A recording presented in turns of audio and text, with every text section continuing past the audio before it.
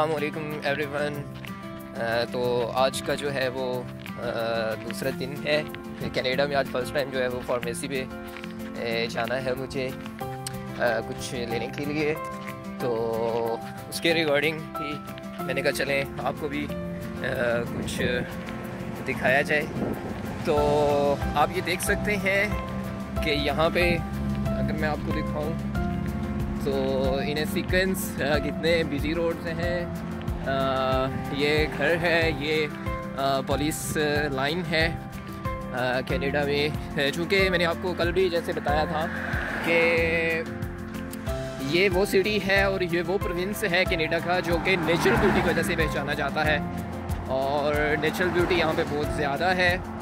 सो इसकी वजह से और दूसरा आप यहाँ पे देख सकते हैं कि कोई बड़ी बड़ी बिल्डिंग्स नहीं नज़र आएंगी आपको as compare to other cities जैसे कि मॉन्ट्रियल है या फिर टोरंटो या वैंकूवर या इस तरह के ओंटारियो जो है वहाँ पे बहुत बड़ी बड़ी बिल्डिंग्स हैं, लेकिन यहाँ पे ऐसी कोई बिल्डिंग नहीं है। उसकी एक रीज़न तो ये है कि चूँकि ये वो एरिया है जहाँ पे मैंने आपको कल भी बताया था कि बहुत ज़्यादा स्नोफॉल होती है, और इन लोगों का कहना है कि यहाँ पे तकरीबन in the month of December and January like यहाँ पे तकरीबन 6 महीने का टोटल विंटर सीज़न होता है, और उसमें snowfall about 2 metre to 3 metre तक होती है। मीन कि ये कहते हैं कि ये रोड्स भी और बाहर निकलना बहुत मुश्किल होता है। So most of the time ये लोग टनल्स यूज़ करते हैं जो कि ज़मीन के अंदर के रास्ते कुछ बनाए हुए हैं। अगर मैं अपनी यूनिवर्सिटी के ही शेयर करूँ तो मेरी यूनिवर्सिटी एक्चुअली इसी रोड पे जहाँ से मैं आया हूँ, तो वो अगर आप देख सकें तो आपको यूके एक बिल्डिंग नज़र आ रही होगी, तो वो मेरी यूनिवर्सिटी की ही बिल्डिंग है। एक्चुअली यहाँ पे यूनिवर्सिटी की कोई दीवार वगैरह नहीं है, मतलब कि जो एक बाउंड्री सेट की जाती है वो बाउंड्री नहीं है। There are many buildings of the university जिसमें कोई हर लैब और हर डिपार्टमेंट अलग है, तो उनकी कोई बाउंड्री नहीं सेट की हुई। मीन इवन के कोई बंदा भी जा सकता है। हाँ, जो आपके पास डिपार्टमेंट की एक्सेस है वो आपको तभी मिलेगी जब आप रजिस्टर्ड होंगे, और आपको उसी डिपार्टमेंट की और जो मेन बिल्डिंग है उसमें कोई भी जा सकता है, और इट्स 24/7 कि आप किसी भी टाइम पे यूनिवर्सिटी में जा सकते हैं। और इसके अलावा अगर मैं आपसे कुछ शेयर करना चाहूँ तो ये कि तकरीबन अभी जो मेरे पास यहाँ पे टाइम हो रहा है वो 5:05 है शाम के, और पाकिस्तान में ये टाइम हो रहा होगा रात के 2 बज रहे होंगे, चूँकि 9 घंटे का डिफरेंस बनता है यहाँ से। अच्छा, दूसरा यहाँ पे आप देख सकते हैं कि कितना नीट एंड क्लीन इन्वायरमेंट है।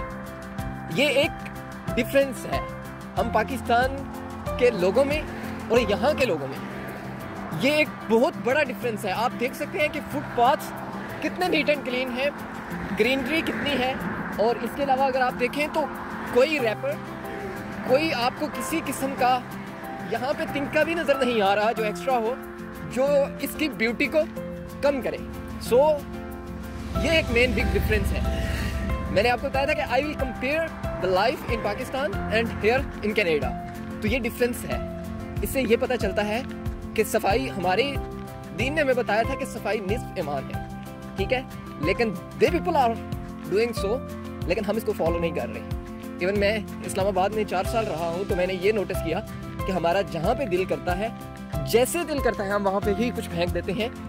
तो इससे क्या होता है, इससे ब्यूटी ख़त्म होती है। जहाँ पे आप रह रहे होते हैं वहाँ पे बहुत इवन गंद पड़ा हो तो ऑब्वियसली हमारे स्टैंडर्ड को डाउन करता है, और ये गंदगी और ये इस तरह की ये पॉल्यूशन सिर्फ कॉज नहीं करता, ये सिर्फ बीमारियों की वजह नहीं बनता, बल्कि हमारा ओवरऑल जो लाइफ स्टैंडर्ड होता है उसको डाउन करता है। तो ये एक बिग डिफरेंस है।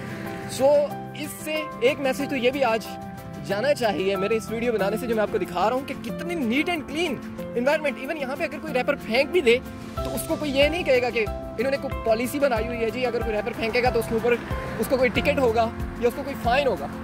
People are aware of that कि अगर हम यहाँ पे कोई गंद डालेंगे तो वो हमारा अपना ही स्टैंडर्ड डाउन होगा।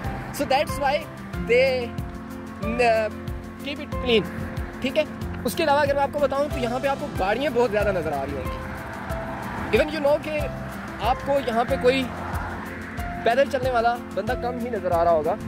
सो दैट्स वाई अगर यहाँ पे भी मैं आपको दिखाना चाहूँ तो एक पैदल चलने वाले बंदे की कितनी रिस्पेक्ट की जाती है कि इवन कोई बंदा कितनी ही बड़ी गाड़ी पे क्यों ना हो, अगर कोई पैदल रोड क्रॉस करने के लिए खड़ा हुआ है तो वो उसको जगह देगा, वो उसको गुजरने देगा, उसको टाइम देगा, ना कि वो ये इस चीज़ को पावर कराएगा कि मेरे पास एक गाड़ी है तो मैं गुजरूंगा। वहाँ पे पाकिस्तान में क्या होता है कि पाकिस्तान में अगर कोई देख रहा हो कि ये बंदा क्रॉस करने लगा है तो वो क्या करते हैं, दूर से ही हम हॉर्न देना स्टार्ट कर देते हैं, ठीक है, उसको अलार्म देना स्टार्ट कर देते हैं कि तुम रुक जाओ, मुझे गुजरने दो। So this is also a big difference. ये एक बहुत बड़ा डिफरेंस है जिससे हमने अपने स्टैंडर्ड को खुद डाउन किया है। अच्छा, ये हम कहते हैं कि जी पाकिस्तान गरीब है, मैं कहता हूँ कि हम इकोनॉमिकली इतने गरीब नहीं हैं, हम इकोनॉमिकली इतने पुअर नहीं हैं जितने हम अपने करेक्टर वाइज पुअर हो चुके हैं। हम गरीब हैं तो अपने करेक्टर में बहुत ज़्यादा पुअर हो चुके हैं, तो इस वजह से वी हैव टू अपडेट, हमें इससे आगे की तरफ निकलना है। आई होप सो कि मेरी ये 2 मैसेजेस आपको क्लियर हो चुके होंगे। एक ये कि how to make neat and clean, हमें किसी को नहीं बताना, हमें खुद इस चीज़ को इम्प्लीमेंट करना है और ख़ुद इस चीज़ को अपने ऊपर लागू करना है कि मुझे अपने शहर को, अपनी ऑर्गेनाइजेशन को, अपने डिपार्टमेंट को किस तरह से नीट एंड क्लीन रखना है। तो होप सो कि आज का एक तो ये मेरा मैसेज था, क्योंकि हमारा दीन कहता है कि अत्तुहूर शत्रुल ईमान, कि सफाई हमारे ईमान का हिस्सा है, ठीक है। और इसके अलावा तो दूसरा था वो ये कि अगर आपके पास गाड़ी है, अगर आपके पास बाइक है, कुछ मीन जिसके पास बाइक है उसको चाहिए कि वो पैदल चलने वाले का एहतराम करे, वो उसको रास्ता दे, ठीक है ना। तो वहाँ पे respect others, it's a main and big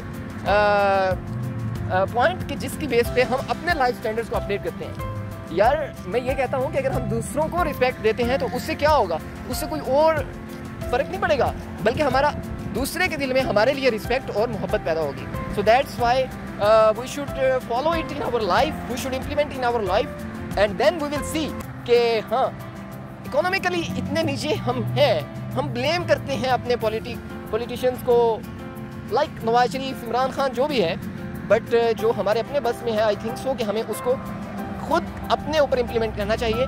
तो अगर एक सोसाइटी के लोग खुद अपने आप को दुरुस्त करना स्टार्ट कर दें तो आई थिंक कि वो इस फैसले पर भी पहुंच जाएंगे, वो इस नतीजे पर भी पहुंच जाएंगे कि वो एक अच्छे पॉलिटिशियन का, अपने एक अच्छे हुक्मरान का इंतखाब कर सकें। Thank you so much for today, and इंशाल्लाह मैं अपने अगले व्लॉग के साथ एक और बड़े डिफरेंस और एक और बड़े मैसेज के साथ आपके सामने आऊँगा। तो तब तक के लिए अपना ख्याल रखिएगा। अल्लाह हाफ़िज़।